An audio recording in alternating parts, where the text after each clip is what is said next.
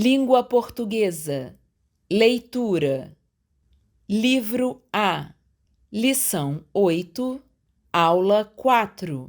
Olá, pessoal, tudo bem com vocês? Eu hoje vim pensando muito em vocês. Como os meus alunos vêm para a escola? Na minha cidade, eles podem vir de diferentes maneiras. Depende da escola. Depende de onde eles moram. Em geral, os alunos mais novos moram perto da escola. Eles caminham. Alguns vêm de ônibus da cidade ou de ônibus escolar. Isso é mais comum para alunos que moram na zona rural, não é mesmo?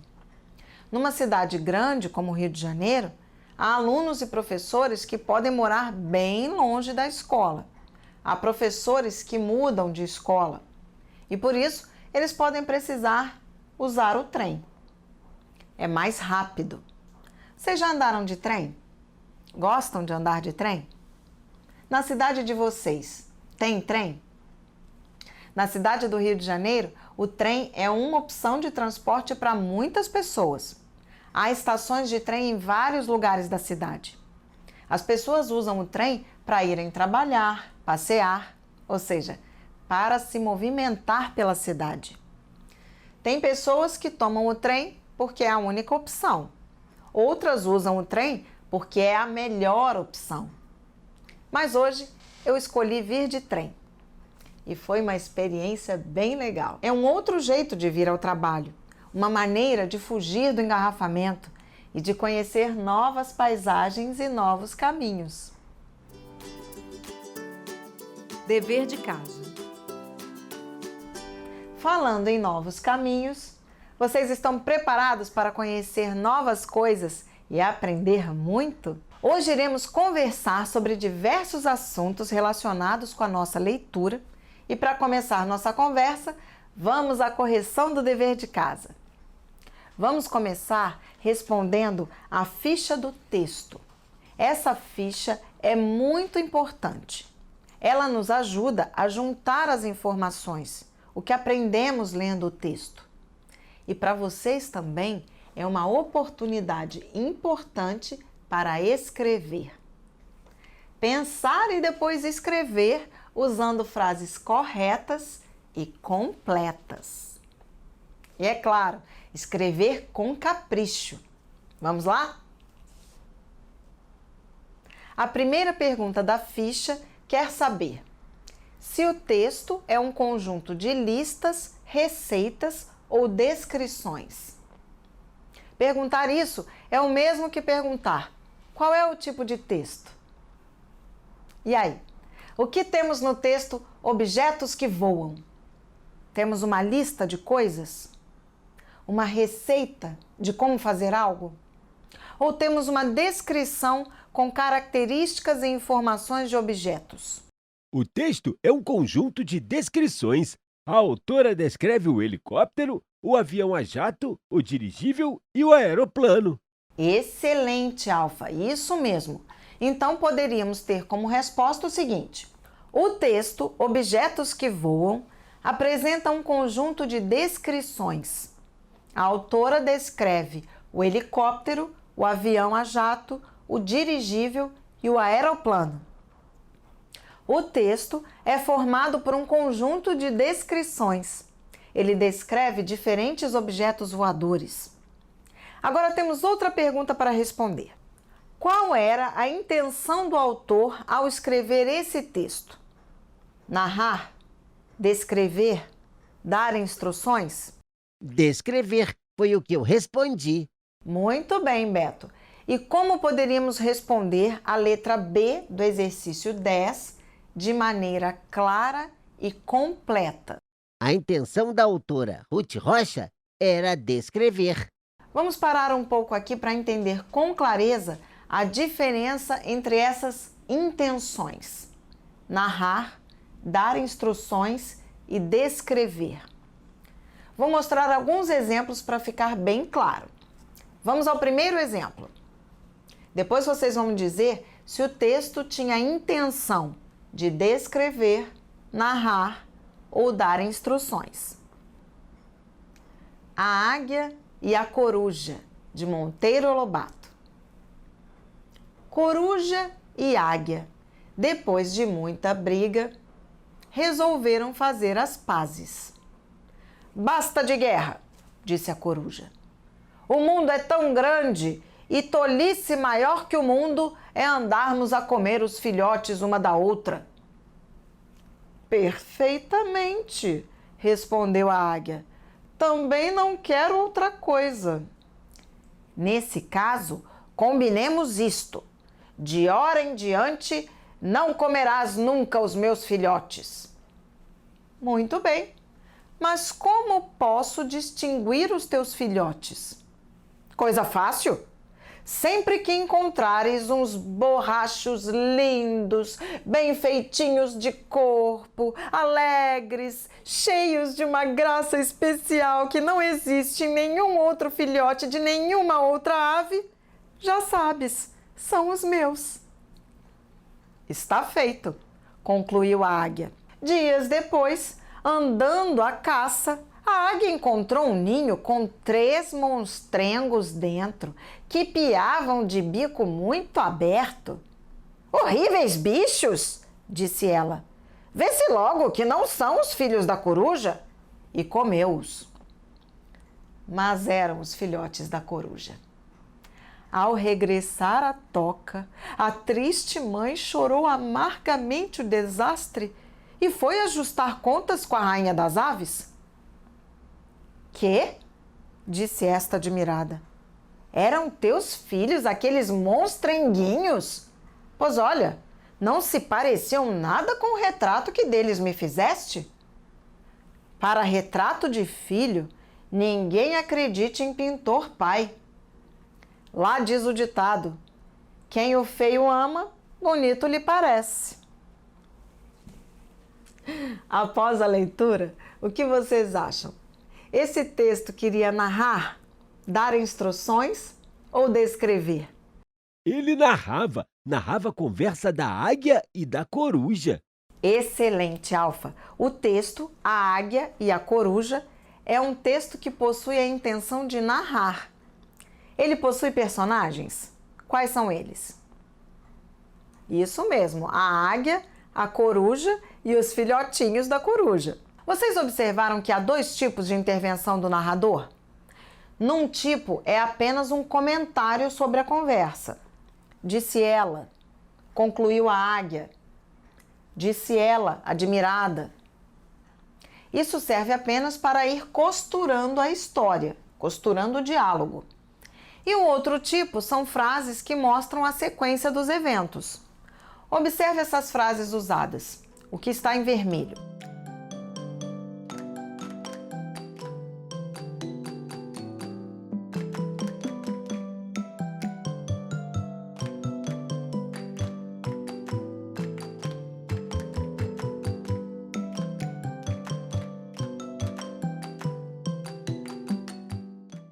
São todas palavras ou verbos que indicam o tempo, dão sequência à narrativa.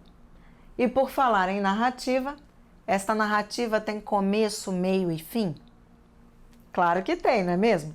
Princípio: começa com a decisão da águia de fazer as pazes com a coruja. Meio: depois vem a cena da águia que come os filhotes horríveis. Ela não sabia que eram os filhos da coruja, pois a coruja tinha dito que os filhotes dela eram lindos. Fim: para retrato de filho, ninguém acredite em pintor pai. Lá diz o ditado: quem o feio ama, bonito lhe parece. Para que serve o texto? O texto serve para dar uma opinião? Para contar uma história? Para passar uma informação? Isso mesmo, passar informação, transmitir informação, informar. O texto Objetos que Voam é um texto informativo. Ele serve para passar informação aos leitores. E para quem a autora quis passar as informações que escreve no texto? Ela escreveu para quem? Ou, em outras palavras, qual era o seu público-alvo? Como vocês responderam ao item D? O texto foi escrito para o público infantil e juvenil interessado em obter informações sobre objetos que voam. Boa resposta!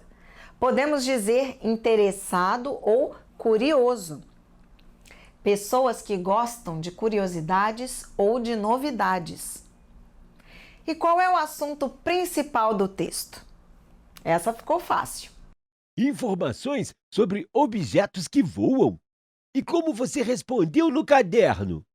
O assunto principal do texto são as informações sobre os objetos que voam que a autora apresenta: helicóptero, avião a jato, aeroplano e dirigível. Como vimos no trecho Viagem à Lua, os astronautas conseguiram chegar lá através de uma viagem feita em uma nave espacial. A nave espacial tem algo de espacial, não é mesmo? Afinal, não conseguiríamos ir de avião, asa delta ou carro até a Lua, não é verdade? A autora não escolheu os itens por acaso. Cada um mostra um aspecto dos objetos que voam. Vamos listar essa característica principal de cada objeto através do quadro que temos na questão 11, na página 103. O avião a jato, o que ele tem de especial? O que ele tem que os outros objetos não possuem? Isso, o próprio nome já diz. Ele funciona a jato de gás. Isso o torna diferente dos demais. Encontramos a resposta do primeiro espacinho da tabela ao lado do avião a jato. Iremos completar com: funciona a jato de gás de exaustão. Avião a jato. Funciona a jato de gás de exaustão. E o helicóptero? O que ele tem de diferente dos demais? O helicóptero pousa e decola na vertical. Os outros fazem isso na horizontal. Isso mesmo, Alfa. Então podemos completar o espaço do helicóptero com decola e pousa no sentido vertical. Helicóptero. Decola e pousa no sentido vertical. Agora temos o dirigível. O que ele tem de próprio? O que só ele tem entre esses meios de transportes que estão na tabela da questão 11? Ele é sustentado no céu por gases leves. Dirigível. Sustentado no céu por gases leves. Exatamente. O dirigível é sustentado no céu por gases leves. E o aeroplano? O que podemos destacar de diferente nele? Algo que só ele tenha. Ele tem o formato de um morcego grande da Austrália. Aeroplano tem o formato de um morcego gigante da Austrália. Então vamos completar o espaço ao lado do aeroplano exatamente com isso. Por fim, a asa delta. O que podemos destacar na asa delta?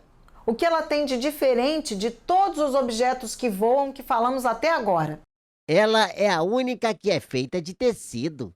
Muito bem, Beto, bela observação. Então podemos colocar na tabela como uma característica própria da asa delta ser feita de tecido. Vamos conferir e ver como ficou o quadro todo completo? Asa delta, feita de tecido. Este exercício pede duas coisas para explicar a diferença entre dois pares de palavras. Nós já tratamos dessas diferenças em sala de aula. O dever pede para usar o dicionário. Por que o dever pede para usar o dicionário? Exatamente, pede para explicar a diferença. E para isso, precisamos de uma definição precisa. Essas são palavras importantes que devemos conhecer com precisão. Vamos ver o que vocês fizeram. Horizontal é uma linha reta paralela ao horizonte ou linha deitada. Vertical é uma linha reta em pé, podendo ser de cima para baixo ou de baixo para cima. Muito bem! Essa definição foi tirada de um dicionário. A gente logo vê pela forma como é escrita. As palavras são precisas. Alfa, e qual a diferença entre decolar e pousar? O que diz o dicionário? Decolar significa levantar voo. Pousar significa descer ao chão após o voo. Pousar é o mesmo que aterrissar. Corretíssimo! Decolar é levantar voo. Pousar é aterrissar, descer à terra. Mas depois que voou, depois que subiu. Vejam esse exemplo para fixarmos bem o sentido dessas palavras. Exemplo: o avião levantou o voo, ele acabou de decolar. Exemplo: o avião chegará ao Rio de Janeiro às 10 horas. Ele pousará nesse horário no aeroporto. O avião levantou o voo, ele acabou de decolar. Fica claro que o avião estava no chão e levantou o voo. Ele saiu do chão, ele decolou. O avião chega ao Rio de Janeiro às 10 horas. Ele pousa nesse horário no aeroporto. Ou seja, o avião estava voando e ele vai parar de voar e pousar às 10 horas. Como vimos, horizontal e vertical. Pousar e decolar são coisas totalmente diferentes, são contrárias. O horizontal é o contrário do vertical, pois um é deitado e o outro é em pé. Assim como decolar é o contrário de pousar. Um é o momento em que o avião começa a voar. O outro é o momento em que o avião acaba seu voo. Nesses dois casos, as palavras são totalmente diferentes. Horizontal é diferente de vertical e pousar é diferente de decolar. Mas vocês sabiam que às vezes podemos falar coisas diferentes escrevendo as mesmas palavras? Isso mesmo. Podemos escrever palavras iguais, mas quando mudamos a ordem, o sentido também muda. Vejam só. Homem trabalhador.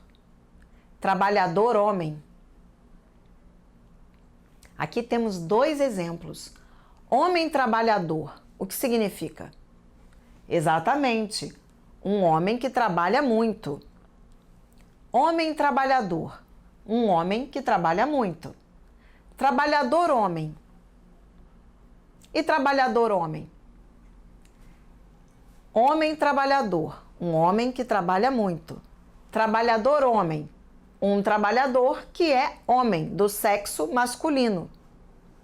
Em homem trabalhador, temos um homem que trabalha muito, ou seja, ele é um homem trabalhador. Sua qualidade é trabalhar muito. Já em trabalhador homem, temos um sentido diferente. Temos uma pessoa que trabalha e que é um homem e não uma mulher. Ou seja, o homem aqui serve apenas para enfatizar que aquele trabalhador é um homem, não é um menino, uma menina, uma mulher. Algumas palavras mudam de sentido de acordo com o lugar delas na frase. É exatamente isso que pede o exercício 13. Em todos os exemplos, a ordem mudou. Nós vamos identificar as expressões em que o sentido muda. E vamos explicar o que muda. Homem grande. Grande homem. Muda o sentido. Homem grande é o tamanho do homem. Quer dizer que o homem é alto. Grande homem quer dizer que ele é um homem bom, um homem que faz coisas importantes. Isso, Alfa. Marcamos o X e podemos resumir a explicação com o seguinte. Homem grande. Tamanho do homem. Grande homem. Homem de valor. Na segunda frase, temos homem bom e bom homem. Muda o sentido de uma frase para outra? Não, o sentido continua o mesmo. Nos dois casos, o homem é uma pessoa bondosa. Terceiro exemplo, Beto. Grande amigo amigo grande. São diferentes. Amigo grande é o tamanho dele. Grande amigo é um amigo especial. Muito bem, exatamente isso. No primeiro, amigo grande se refere ao tamanho, quer dizer que ele é alto, um amigo com estatura alta. No segundo, é o sentimento. Ele é um amigo muito especial. Então, podemos colocar como explicação exatamente o que o Beto nos disse. Vamos registrar assim: amigo grande, amigo com estatura alta. Grande amigo, um amigo especial. Amigo velho e velho amigo. O significado muda? Amigo velho tem a ver com a idade dele. Deve ter muitos anos. Velho amigo é um amigo de muito tempo. Excelente explicação, Alfa. É exatamente isso que acontece. Amigo velho é a idade do amigo e velho amigo é a idade da amizade. Amigo velho, relação à idade dele. Velho amigo, relação ao tempo da amizade. E nos dois próximos exemplos, time grande e grande time. Time pequeno e pequeno time. A mudança de significado, Beto? Sim, em time grande e time pequeno tem relação com o tamanho do time, quantidade de jogador. Em grande time e pequeno time tem relação com a importância, se ele é um time de valor ou não. Muito bem, Beto. Então marcamos X em mais esses dois exemplos e podemos colocar como explicação. Time grande, quantidade de jogadores, tamanho do time. Grande time, muito prestígio e muita importância do time. Time pequeno, tamanho do time. Pequeno time, pouco prestígio e pouca importância do time. Vamos ver como ficou o exercício? Homem grande e grande homem. Amigo grande e grande amigo. Amigo velho e velho amigo. Time grande e grande time.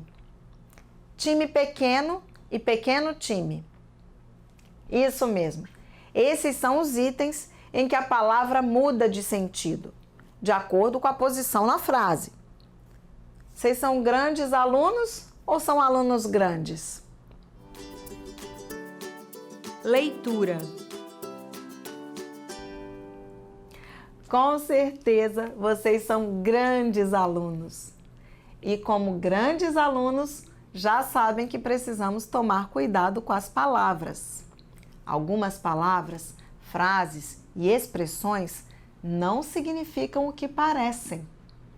É o caso dessas 4 frases que vamos ver hoje na seção Ao Pé da Letra.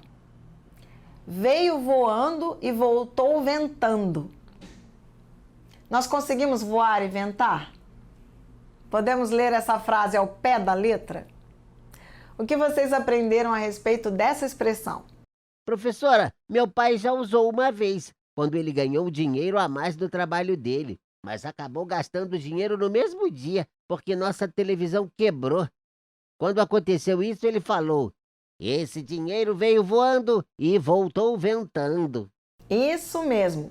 Essa expressão indica que algo veio fácil e voltou mais ainda. Ou seja, não durou muito. Exatamente como o dinheiro extra do pai do Beto. Alfa, pode ler a segunda expressão pra gente? Saiu como um foguete. O que isso significa? Que exemplos vocês encontraram? Estou morrendo de fome. Quando der a hora do recreio, vou sair como um foguete. Ah, espertinho você, hein, Alfa? Belo exemplo. Se o Alfa vai sair como um foguete, vocês acham que ele vai sair rápido ou devagar? Isso mesmo, vai sair bem rápido. Afinal, já está de olho na merenda. Agora você, Beto, pode ler pra gente a terceira frase? Vive no mundo da lua. Isso significa Distraído. Uma pessoa distraída. Não presta atenção. Ótima explicação. A lua fica distante. Uma pessoa que vive no mundo da lua é a pessoa que está distante. A conversa está aqui. A pessoa está longe, pensando em outras coisas. Fluência de leitura. Fluência de leitura. E agora que a parte de leitura da lição 8 já está ficando no passado, vamos aproveitar para conjugar alguns verbos no nosso tempo passado do indicativo. Coloquem o livro de vocês na página 110 e vamos treinar essa fluência e conjugar os verbos inventar, voar, pilotar e correr. Preparados? Eu inventei, tu inventaste, ele inventou. Nós inventamos, vós inventastes, eles inventaram. Voar. Eu voei, tu voaste, ele voou. Nós voamos, vós voastes, eles voaram. Pilotar. Eu pilotei, tu pilotaste, ele pilotou. Nós pilotamos, vós pilotastes, eles pilotaram. Correr. Eu corri, tu correste, ele correu. Nós corremos, vós correstes, eles correram. Agora eu vou conjugar os verbos sem ler, de cor. Eu inventei, tu inventaste, ele inventou. Nós inventamos, vós inventastes, eles inventaram. Eu voei, tu voaste, ele voou. Nós voamos, vós voastes, eles voaram. Eu pilotei, tu pilotaste, ele pilotou. Nós pilotamos, vós pilotastes, eles pilotaram. Eu corri, tu correste, ele correu. Nós corremos, vós correstes, eles correram. É assim que vocês devem treinar. Primeiro ler. Aos poucos vão decorando e recitando de cor, mas sempre com entonação. Mas também precisamos pensar em como usar esses verbos. Eu inventei o avião. Tu voaste nele? Ele pilotou. Nós voamos no céu. Vós correstes mais do que nós. Eles voaram. Agora eu vou voar. Vou falar todos bem depressa. Vamos comigo? Eu inventei, tu inventaste, ele inventou. Nós inventamos, vós inventastes, eles inventaram. Eu voei, tu voaste, ele voou. Nós voamos, vós voastes, eles voaram. Eu pilotei, tu pilotaste, ele pilotou. Nós pilotamos, vós pilotastes, eles pilotaram. Eu corri, tu correste, ele correu. Nós corremos, vós correstes, eles correram. Ufa, cansei, mas foi divertido. Uma verdadeira viagem. Resumo da aula. Hoje nós aprendemos um pouco mais sobre os tipos de texto. Vimos a diferença entre um texto que tem a intenção de narrar, dar instruções e descrever algo. Identificamos as diferenças entre um texto narrativo, um descritivo e um manual de instrução. Também conhecemos a fundo o significado de algumas palavras. Destacamos características próprias do avião a jato, helicóptero, dirigível, aeroplano e asa delta. Aprendemos o significado das seguintes palavras. Horizontal é o sentido deitado. Vertical é o sentido em pé, de baixo para cima ou vice-versa. Decolar é quando saímos do chão. Pousar é quando voltamos para o chão. Pousar é quando voltamos para o chão. Vimos que horizontal é o contrário de vertical e que decolar é o contrário de pousar ou aterrissar. Aprendemos que às vezes, quando mudamos a ordem de algumas palavras, elas mudam de sentido. Aprendemos muitas expressões relacionadas com o tema do texto. E tudo isso sem tirar os pés do chão. Assim, terminamos a parte de leitura da lição 8. Nos vemos na próxima aula para explorar tudo que a lição 9 irá nos trazer. Vejo vocês lá. Até a próxima!